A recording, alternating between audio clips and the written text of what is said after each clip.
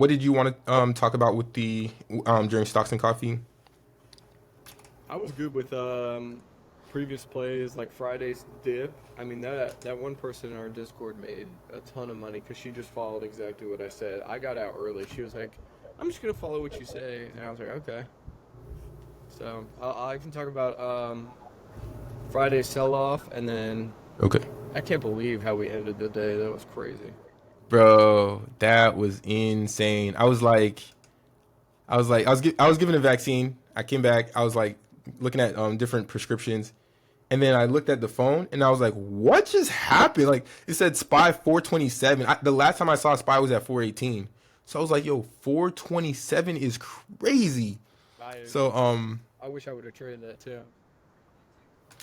yeah, A lot of that momentum, a ton of momentum, dude. Broke above the 45. Then we stayed consistent on that 45. Then we broke above the 200, and we got back into that 15-minute opening range. And then yeah. I mean, we broke out of that quick. Like that. That was like a textbook setup. I wish I was watching that. Yeah, yeah, it was insane. So yeah, I mean, I guess I can cut the video from here moving forward then. But welcome to Stocks and Coffee with K5 and Fit to Flourish. This is first team investing. Get off the bench. Get off the second team. Join the first team. All right, because we got the plays, we got the gas. But welcome.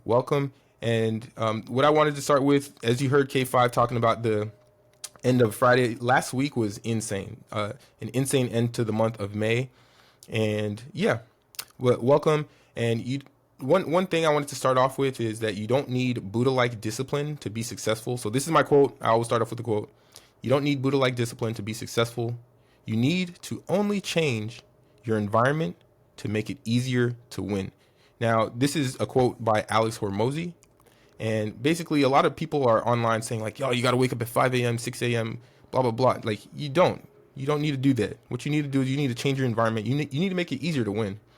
You might be fishing in a pond that has one fish, and you're like, "Man, every day you go back to that one pond and you can't get that one fish." But if you went to a different pond that had thousands of fish, you drop that line in there, you're catching 20 fish a day. So it's all about changing your environment, being around people who are smarter than you, faster than you, getting better, being in beautiful places that make you feel good, focusing on things that make you feel like you're him or her, and then going where you feel powerful or empowered. So I just wanted to start off with that. But yeah, welcome. It's the best team in the world. My boy K5 in the building.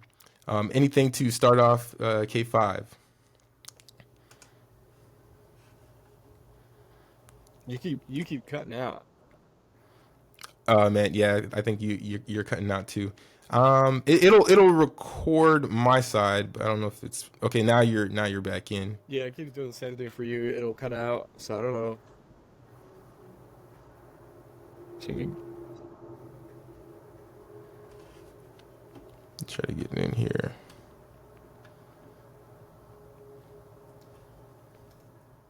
Are you there? Yeah, can you hear me? Yeah. All right. Perfect. I'll just go through then. So so yeah, resources in the Discord again. We have YouTube, credit stuff, real estate stuff, news, plays, watch lists, masterminds upcoming. So the weekend review. So we had great play calls. CVNA was the call by K5. That thing actually absolutely dumped. He called out puts. We had AMD plays, puts, and calls that we ate on multiple times. SPY, Friday dumped. And then our watch lists, of course, are A1. K5's breakout play introduction was priceless. So yeah, weekend review, insane. K5, if you want to go ahead and talk about like the Friday close and what you had to talk about. Yeah. So basically Friday, when we were looking at SPY, we were looking at the 15-minute opening breakout range. We were looking at playing to the downside or upside. We initially had that news before market open, PCE, and we came in very, very well for the economy. We came in, at a point where people were very excited, and that's why they began to buy. Obviously, off of that hype, you're going to have some sellers. We're at the end of the month. We're at the end of the week. People are going to take their profit. People are going to want to sell their positions, restart for the next month. So we took that into account into the open as we retested. We marked our 15-minute opening range. We waited for that break below. We saw that break below. Not only did we get a good break below, we also got a break below the 45 EMA and the 200 moving average. These are very good indicators that we're going to have a good sell-off. Also, RSI was oversold as market opened. MACD was overbought at market open. RSI was overbought at market open. These are all indicators to help you strengthen your position in your trading. This is more confirmation showing that we have a lot of sellers in the market. We got that break below. You enter your puts or you enter into SQQQ. You have basically on the 5-minute time frame, we don't have a green candle up until I would say just about 11:30 Eastern time. We don't have really a green candle after that break below until 11:30 Eastern time, which during that entire period, you could be holding your puts or holding SQQQ. Once we become, once we go into that oversold area after you're in your puts, that's when you can start taking profit at previous support or when the RSI and MACD become oversold. Now, going into the later parts of the day, we had a tremendous buying opportunity, which a lot of people took advantage of. We hit that rock bottom. RSI was oversold. MACD was oversold. We started to get a lot of buying pressure. Now, as we broke above that 45 EMA, we held that point for, I want to say, so we held it for about an hour. We held that, and we held that 45 EMA. That's when you can start taking your calls because your risk management would be very, very good. We would have a break. If we broke below that 45 EMA on a clean candle break, you'd be out, you get stopped out, and that was that. But knowing that as we're breaking above the 45 EMA, we wait for a break above the 200 moving average and then a break into that 15-minute opening range. Once you saw that, that was more confirmation that we were going to break out of that 15-minute range, opening range, and into the end of day where you could have taken your profits. So that was my trade for Friday.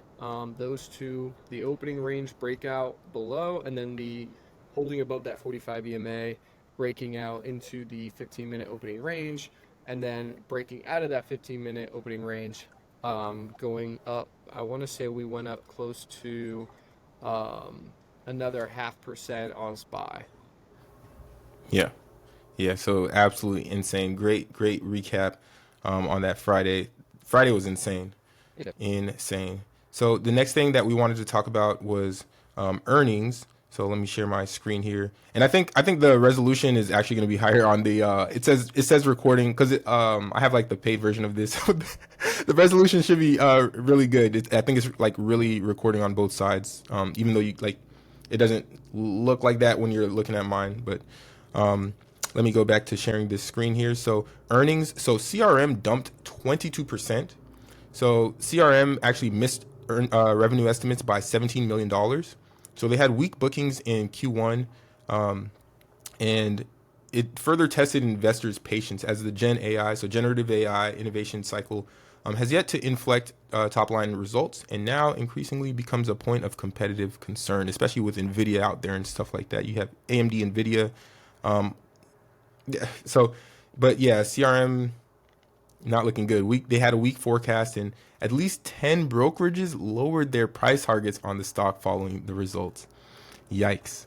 And then we had Dell dropped 26%. So those were the two biggest earnings drops, and those were big earnings plays that people were looking at. I saw on Twitter someone lost like 170K betting on calls on Dell, but Dell ate it. Dell dropped 26%.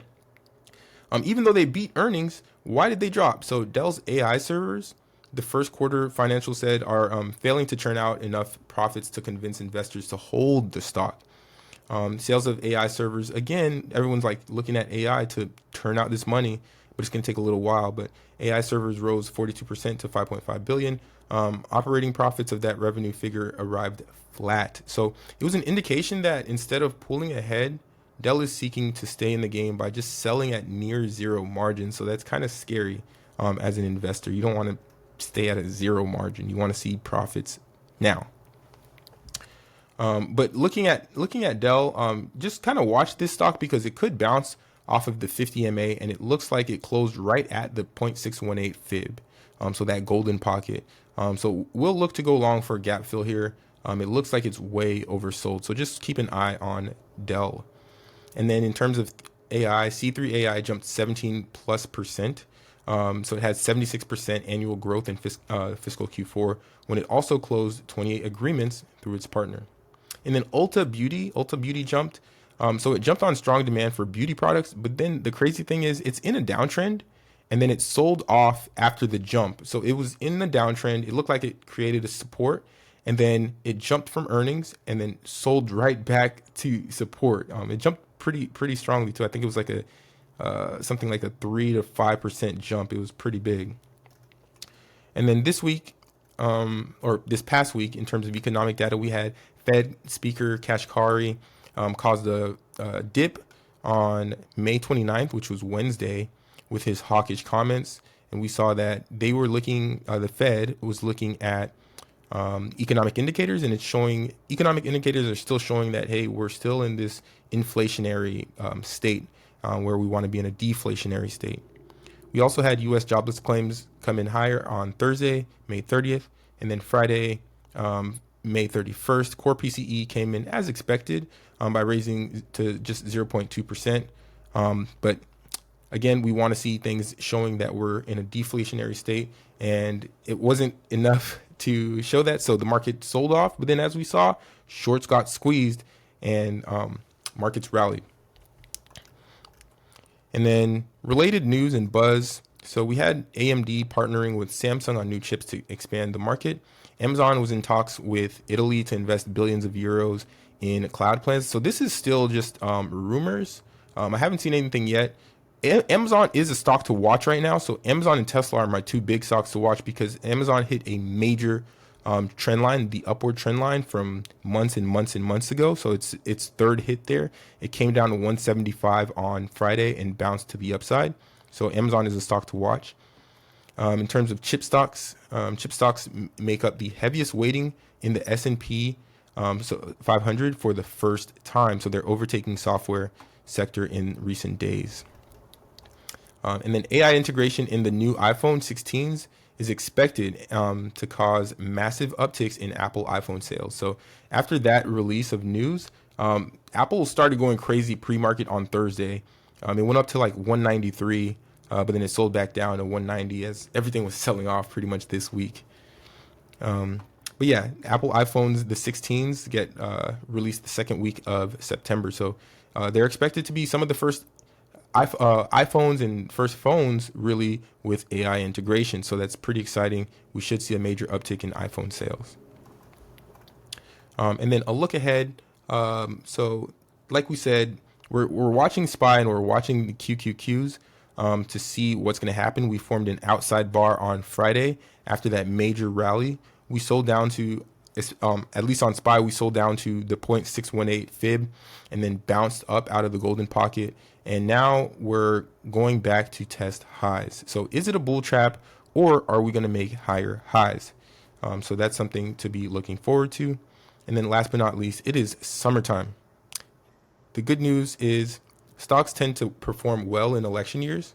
So the S&P 500 is averaging 11% on election years, and then it's expected to do well in the summertime as well. So the S&P 500 produced an average return of 1% in June during the last decade, followed by an average return of 3.1% in July and 0.3% in August. Yeah, And then that's yeah, that's something I wanted to touch on as well as regardless of your political affiliation, regardless of who you want to win the election, regardless of all that, we like to stick to the numbers. We like to stick to what we know based off of the stock market.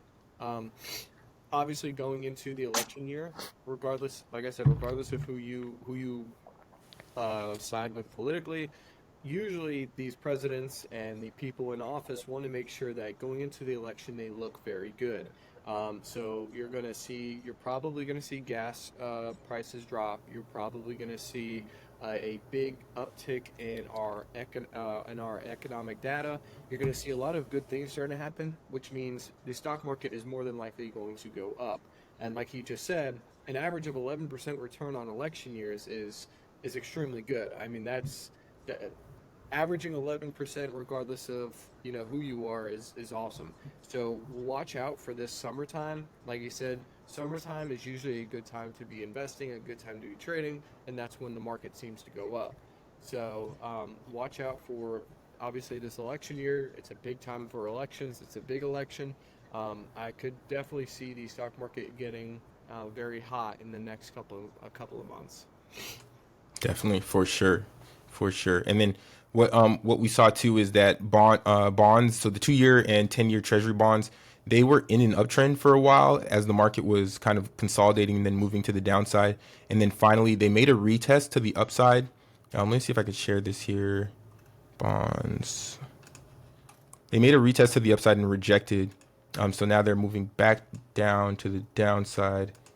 Treasury. So here is one example. Let me share this tab. So here on the daily time frame, we were in this uptrend.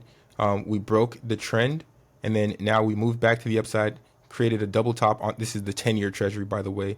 And then now we're moving down to the downside. So do we hold or do we continue to sell off? If bonds start to sell off, then the stock market will rally. But if bonds continue to the upside, then it could create a different story. So that's just something to look at. And then in terms of earnings this week, the ones to look at least are going to be CRWD. I think might be CRWD and DocuSign might be the two biggest, as well as Lulu actually. And then Dollar Tree. Dollar Tree, I used to fade on earnings, but you're going to have to look for volume in options because recently Dollar Tree and Dollar General have not had too much volume in their options plays. And then of course there's Neo, was supposed to be the rival of Tesla, but have not been doing so hot in the last couple years. So those are earnings plays to look at for this week. And then in terms of economic data, we have those flushed out here for you. So Monday, we have IWM manufacturing job openings on Tuesday, ADP employment Wednesday, jobless claims Thursday, and then wages and unemployment rate on Friday. And then so on the watch list, we have Dell, AMD, SPY, Amazon, Microsoft, and Tesla.